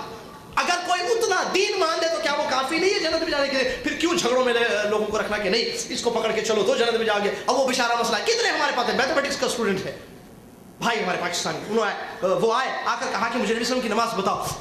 نماز نبی جو سید شفیق الرحمان صاحب کی کتاب اللہ ان کو جزائے خیر دے کتاب دی, بھائی نے حدیث سے پڑھی, کہا کہ یہ کیا ہے, اور ہمارے پاس پاکستان میں نماز اسی لیے پڑھی جاتی ہے نا. پریشان ہے عوام, وہ کہتے ہیں یہ کیا ہے اور ہماری کون سی نماز ہے پھر یہ تو نبی صلی اللہ علیہ وسلم کی یہ نماز اس کتاب میں لکھی ہوئی ہے, حدیث میں بخاری میں یہ, ترمذی میں یہ, ترمذی میں صحیح حدیث ہے, فلاں فلاں حدیث کی کتب ستہ میں یہ حدیثیں موجود ہیں. نبی صلی اللہ علیہ وسلم نے تو ایسی نماز پڑھی ہے اور میری نماز تو ایسی ہے. بیچارہ پریشان ہے, واللہ رویا, آنکھوں سے آنسو نکلے, اور پتہ نہیں کتنے ایسے آنسو لوگوں کے نکل رہے ہیں. کہاں لا کر کھڑا کر دیا وہاں کو ہم لوگوں نے. اللہ کی کتاب نبی صلی اللہ علیہ وسلم کی حدیث دیتے تھے کافی تھا. اماموں کا احترام اپنی جگہ سرا کو پر ہے. کس نے کہا امام کو کچھ بولو؟ امام کو ماننا ہے, کس نے نہیں کہا. یہ ماننا بھی عجیب اردو کا جملہ ہے قاری صاحب, عجیب جملہ ہے, مجھے سمجھ میں نہیں آتا انڈیا میں. جان ماننا, آپ امام کو نہیں مانتے, ارے کس نے کہا نہیں مانتے بھائی؟ کیا ہے امام کو ماننا, مجھے بتائیے, اس جملے کی وضاحت کیجیے. امام کو ماننے کا مطلب یہ ہے کہ اگر میں امام کو امام سمجھوں, عالم سمجھوں, فقیہ سمجھوں, اللہ والا سمجھوں تو رائٹ, صحیح ہے, میں مانتا ہوں. اگر آپ کا ماننے کا مطلب یہ ہے کہ امام کو پکڑ کے چلو حدیث چھوٹے تو چھوٹے, نہیں, میرے نبی صلی اللہ علیہ وسلم کو نہیں چھوڑ سکتا محمد صلی اللہ علیہ وسلم. حدیث چھوٹ جائے کوئی, امام کی بات چھوٹ جائے کوئی, حدیث پیارے نبی صلی اللہ علیہ وسلم کی حدیث کو نہیں چھوڑ سکتا میں. اگر ماننے کا یہ معنی ہے تو غلط ہے. اگر ماننے کا یہ معنی کہ آپ ان کی عزت نہیں کرتے, احترام نہیں کرتے, تو یہ بات غلط ہے. عزت کرتے ہیں, احترام کرتے ہیں, کوئی شک نہیں. ایک مسلمان کا مسلمان پر عزت اور احترام ضروری ہے. نبی صلی اللہ علیہ وسلم کی بے شمار احادیث ہے. کیا ایک مسلمان دوسرے مسلمان کی بے عزتی کر سکتا ہے؟ نہیں. الا ان اعراضکم واموالکم حرام بینکم کحرمت یومکم هذا فی بلدکم هذا, الحدیث مشہور حدیث ہے.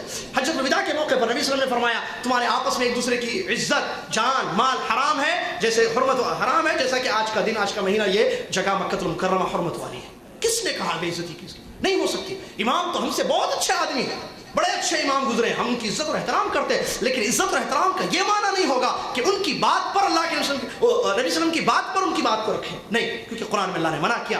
آیت ہے جیسا کہ شروع میں نے پڑھی آپ کے سامنے, اللہ تعالیٰ فرماتا ہے, یہ دیکھیے, یا ایھا الذین آمنوا لا تقدموا بین یدی اللہ ورسولہ. اگر ایمان ہے مومنو تو اللہ اور اس کے رسول کی بات کے آگے کسی اور کی بات کو مت رکھو, ورنہ کیا ہوگا. آخر میں کہتا ہے اللہ تعالیٰ ان تحبط اعمالکم وانتم لا تشعرون, پتہ نہیں چلے گا اعمال برباد ہو جائیں گے. کیسے محمد صلی اللہ علیہ وسلم کی حدیث کے آگے میں کسی کی بات کروں؟ نہیں میرے بھائی. تو یہ کہنا کہ نہیں پکڑ کر چلو غلط بات ہے. ماننا اس طریقے سے ہوگا جو میں نے وضاحت کی تو ٹھیک ہے. دوسرے طریقے سے ماننا کہ انہی کی بات پر ان کی طرف نسبت کرنا اور انہی کی بات پر عمل کرنا, پوری نمازیں, پوری عبادتیں, پورا دین, پوری زندگی انہی کے مطابق گزارنا, معاف کیجیے, یہ نہیں ہو سکتا. آج اسی میں تو پریشان ہے عوام. عوام یہ سمجھتی ہے کہ سب پر حق ہے اور ہم ان کو دور کرتے. نہیں میرے بھائی, قریب کیجیے. آج عوام کو ضرورت ہے حدیثیں بتانے کی, سنتیں سمجھانے کی. لوگوں کو یہ نہیں بتایا گیا کہ ضروری ہے, واجب ہے, واجب ہے, واجب ہے کہ ہر عمل محمد صلی اللہ علیہ وسلم کے طریقے کے مطابق ہونا ہے, تب جا کر اللہ کے یہاں قبول ہوگا. من عمل عملا لیس علیہ امرنا فهو رد, من حدث فی امرنا هذا ما ليس منه فهو رد. یہ حدیث دلیل اس بات کی. پیارے نبی صلی اللہ علیہ وسلم کے طریقے کے مطابق عمل نہیں ہوگا, برباد ہو جائے گا. اللہ تعالیٰ قرآن میں کہتا ہے وجوہ یومئذ خاشعۃ عاملۃ ناصبۃ تصلی نارا حامیہ. اللہ تعالیٰ کہتا ہے کچھ چہرے قیامت کے دن آئیں گے جو ڈرے ہوئے ہوں گے. ابن کثیر نے اس کی 2 تفسیریں بیان کی, اس میں ایک تفسیر کو غور سے سنیں. کہتا ہے اللہ تعالیٰ وجوہ یومئذ خاشعہ, کچھ لوگ قیامت کے دن آئیں گے جو ڈرے ہوئے ہیں, عاملہ ناصبہ, جنہوں نے عمل کیا, جو تھک گئے. نصب تھکنے کو کہتے ہیں, تاپ, بہت تھک کر انہوں نے عمل کیا. تصلی نارا حامیہ, دہکتی ہوئی آگ میں داخل ہوں گے. کیوں؟ اللہ عمل کیا, ڈرے. خاشعہ, عاملہ, ناصبہ, 3 صفات کے باوجود تصلی نارا حامیہ. اللہ تعالیٰ تفسیر میں لکھا گیا ہے کہ اس کی وجہ یا تو ان کا عمل خالص اللہ کے لیے نہیں تھا, یا تو ان کا عمل پیارے نبی محمد صلی اللہ علیہ وسلم کے طریقے کے مطابق.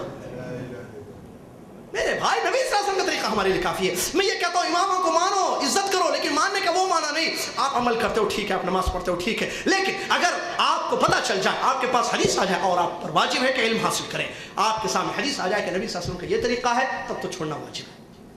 یہ کہنا ہے کہ نہیں ہو سکتا ہے, یہ دین نہیں, یہ محبت نہیں ہے نبی صلی اللہ علیہ وسلم کی. نبی صلی اللہ علیہ وسلم کی محبت یہ ہے کہ آپ اتباع کریں. قل ان کنتم تحبون اللہ فاتبعونی یحببکم اللہ. یہ دلیل ہے میرے بھائی. اور شاگردوں کی زندگی میں یہ چیز ہم کو نظر آتی ہے, لیکن آج عوام کے اندر یہ چیز نظر آتی ہے. جیسا کہ مثال کے طور پر آپ کے سامنے میں 2 شاگردوں کے قول آپ کے سامنے رکھوں, بالکل ملازم شاگرد. امام محمد رحمۃ اللہ علیہ, مشہور ہے نا, مشہور امام ابو حنیفہ کے شاگرد ہیں.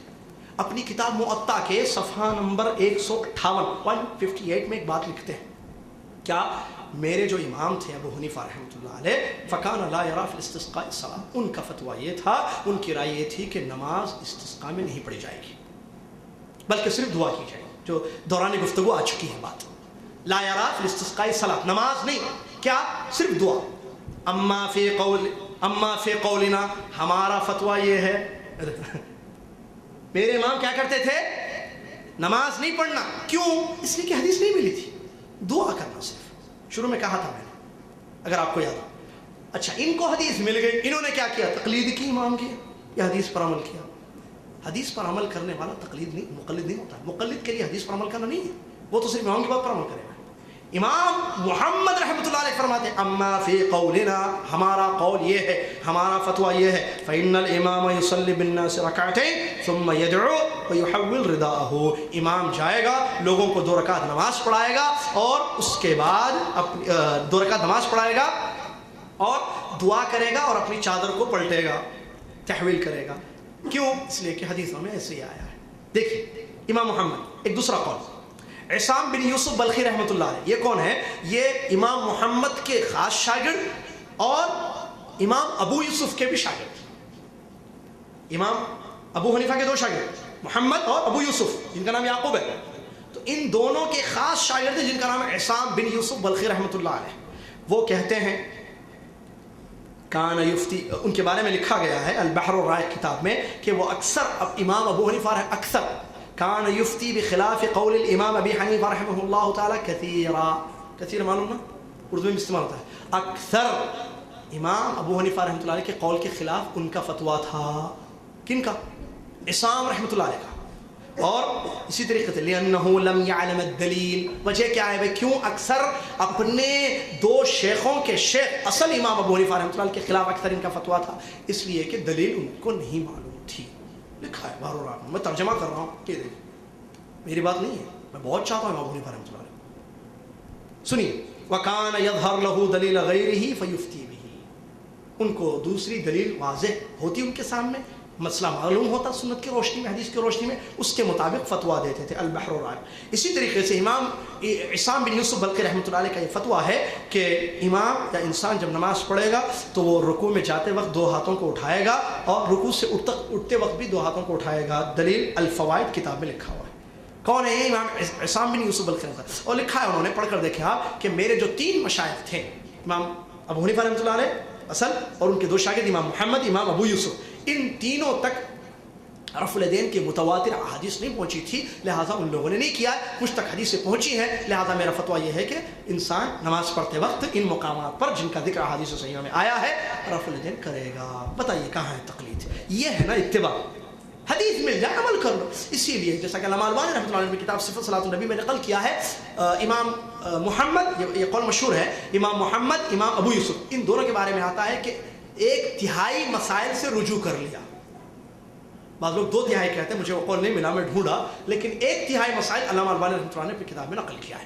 1/3 1/3 مسائل سے رجوع کر لیا۔ معلوم رجوع کرنا فصیح اردو کا لفظ، مطلب وہ ابو حنیفہ رحمۃ اللہ علیہ کے جو مسائل ان تک پہنچے تھے اس کے حساب سے وہ لوگ عمل کرتے تھے۔ جب حدیث صحیح ملی ان کو، ان دونوں کو، تو انہوں نے چھوڑ دیا اپنے امام کی بات کو اور کہا کہ اگر ہمارے امام کو یہ مل جاتا، یہ ساری احادیث کا ذخیرہ، لراجع کما رجع، جیسے ہم نے رجوع کر لیا وہ بھی رجوع کر لیتے اپنے قول سے، کیونکہ ان کا مقصود یہ تھا کہ مجھے صحیح حدیث پر عمل کرنا ہے، لیکن نہیں ملی نا، کیا کریں گے؟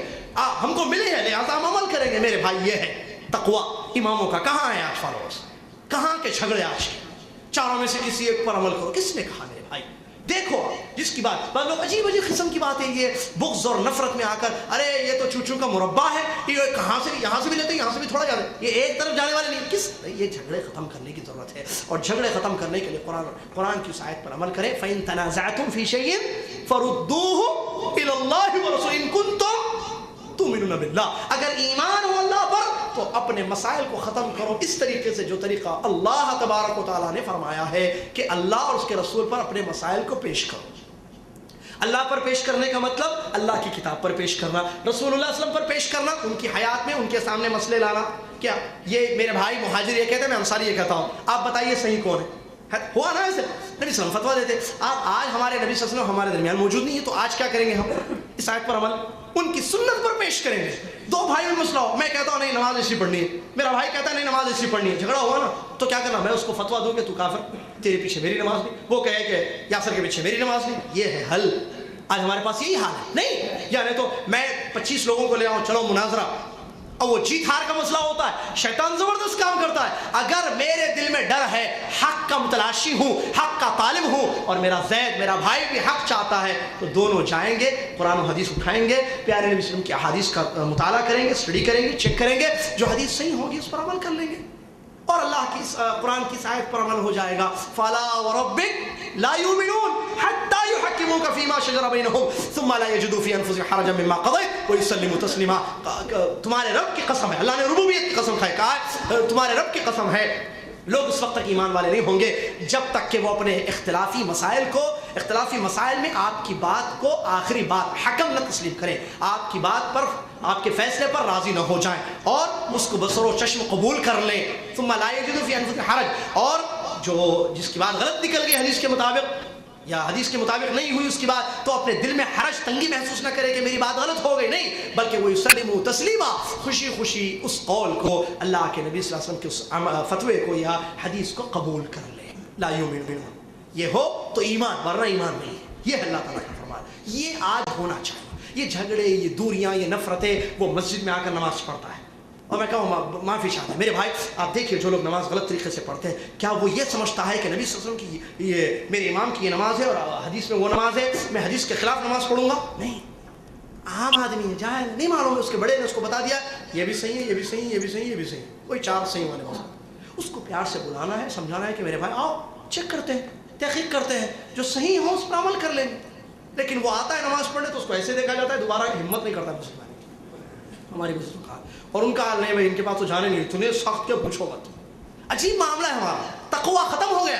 اللہ کے لیے عمل کرنا ہے، اللہ کے لیے، اللہ کو خوش کرنا ہے، اللہ کی خاطر اعمال ہو، دکھانے کے لیے نہیں. ریا ہم بڑے، ہم 4-5 مسئلے سیکھے تو اس پر فتوے بھی عجیب ہمارے معاملات ہو گئے. اللہ سے ڈرنے کی ضرورت ہے، مسائل کو پیار سے، حکمت سے ختم کرنے کی ضرورت ہے، اور پیارے نبی صلی اللہ علیہ وسلم کے طریقے کے مطابق. جھگڑنا، اختلافات کرنا، ایک دوسرے پر فتوے، نفرتیں پھیلانا، بغض اور حسد رکھنا غلط بات ہے. سارے مسلمان، وہ مسلمان غلط ہے، میرا بھائی ہے، اس پر فتویٰ نہ لگاؤں گے مشرک جہنمی ہو گیا، نہیں، وہ غلط ہے، اس کو صحیح راستہ میں بتاؤ. وہ پیاسا ہے، واللہ اس کو پوچھ کر دیکھے کہ تم کیوں ایسے نماز پڑھتے ہو، تو وہ یہی جواب دے گا میں حنفی ہوں یا شافعی ہوں، اور یہ نبی صلی اللہ علیہ وسلم کا طریقہ ہے. اس کو بول کر پوچھ کر دیکھیں کیا نبی صلی اللہ علیہ وسلم کے طریقے پر، ہاں یہ نبی صلی اللہ علیہ وسلم کا طریقہ ہے، کیونکہ اس کے دماغ میں یہی بات ڈالی گئی ہے کہ یہی نبی صلی اللہ علیہ وسلم کا طریقہ ہے. وہ بھی ہے، وہ لوگ ایسے کر ویسے عمل کرتے ہیں نا، تو یہ سمجھ رہا ہے وہ بھی ہے، یہ بھی ہے، وہ بھی ہے، یہ بھی ہے، چاروں سے. اس کو بتائیے پیار سے، علم دیجیے، سکھائیے حکمت سے کہ نہیں میرے بھائی، پیارے نبی صلی اللہ علیہ وسلم کا ایک طریقہ ہے، نبی صلی اللہ علیہ وسلم کی سنت یہ ہے، نبی صلی اللہ علیہ وسلم کی حدیثیں یہ ہے. انشاءاللہ جھگڑے ختم ہوں گے. الرد الی اللہ والرد الی الرسول فإن تنازعتم فی شیء فردوہ الی اللہ. اس کے علاوہ جھگڑے ختم نہیں ہوں گے، اختلافات دور نہیں ہوں گے. ضرورت اسی بات کی ہے کہ پیار اور الفت اور محبت کے ساتھ آپس میں بیٹھ کر ہم اپنے مسائل کو حل کریں. آخر میں وقت زیادہ لے لیا، معافی چاہتا ہوں. اللہ تعالیٰ سے دعا گو ہوں کہ اللہ تعالیٰ مجھے، آپ کو، دنیا کے تمام مسلمانوں کو ایک پلیٹ فارم پر جمع ہونے کی توفیق عطا فرما، کتاب و سنت پر آ جانے کی توفیق عطا فرما، کتاب و سنت کو پھیلانے کی توفیق عطا فرما. اللہ تعالیٰ آپسی اختلافات کو، آپسی دوریوں کو قریب میں بدل دے، نزدیکیوں میں بدل دے. اللہ تعالیٰ ہمارے اختلافات کو ختم کر دے کتاب و سنت کی روشنی میں. اللہ تعالیٰ اخوت اور بھائی چارگی کا معاملہ کرنے کی توفیق عطا فرما. اللہ تعالیٰ مجھے، آپ کو، سب کو حق کو پہچان کر حق پر جمے رہنے کی اور باطل کو پہچان کر اس سے دور رہنے کی توفیق عطا فرما. آمین.